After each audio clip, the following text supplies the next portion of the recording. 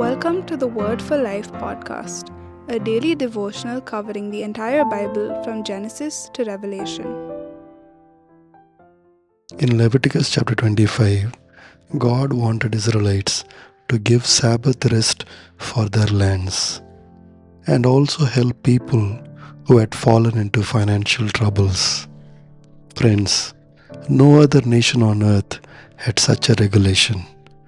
God wanted Israelites not to cultivate their lands in the seventh year. The land is to have a year of Sabbath rest.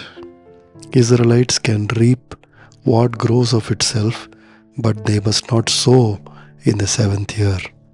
By this practice, the Lord wanted Israel to care for the land and not exploit the land. Also, by practicing this commandment, Israel will show their trust in the Lord that He will provide food for them. Friends, even today, believers do not put their trust in their resources, money, work, or lands. They trust the Lord for their future. Because even if the mountains are removed, God's covenant grace is with us. That is why in verse 20 to 21, the Lord told the Israelites, "You may ask, what will we eat in the seventh year if we do not plant or harvest our crops?" The Lord told the Israelites, "I will send you such a blessing in the sixth year that the land will yield enough for 3 years." Next in this chapter, God wanted Israel to free all the slaves and debtors in the 50th year. Again, this was a unique law known only to Israel. You see, some Israelites became poor because of bad circumstances. So to manage their loss, they either borrowed money from others or sold their houses and lands. Sometimes they even sold themselves as slaves to another Israelite. But in the 50th year, called the year of Jubilee, the Lord commanded Israel that all debts will be cancelled.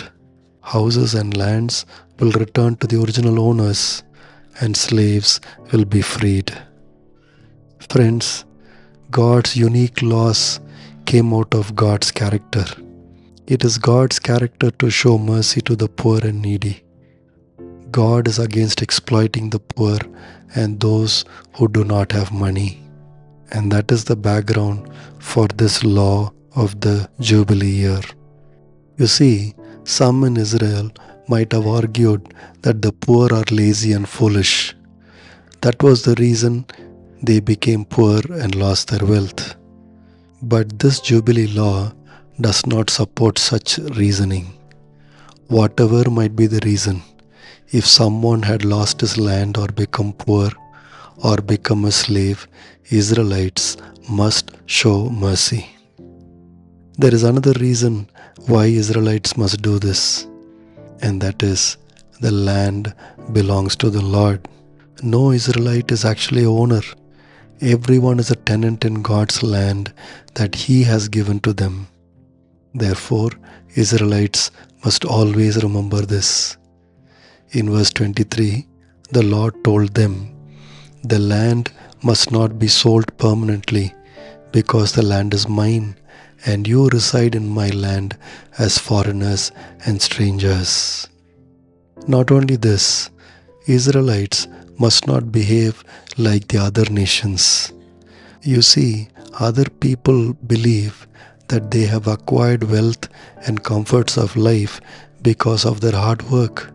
But Israelites believe that God is the one who has graciously given them the material things of life, and therefore they follow the commandment of the Jubilee year.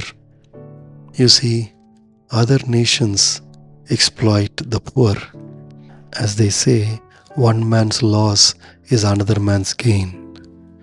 Pharaoh of Egypt utilized the cheap labor of his Hebrew slaves. He was able to build huge cities because Israelites were poor slaves. Israelites also were willing to endure his ruthless slavery because they had to survive and feed their families. Pharaoh cleverly used this poverty and weakness of the Israelites to his advantage. Now, Israelites in Canaan must not behave like Pharaoh.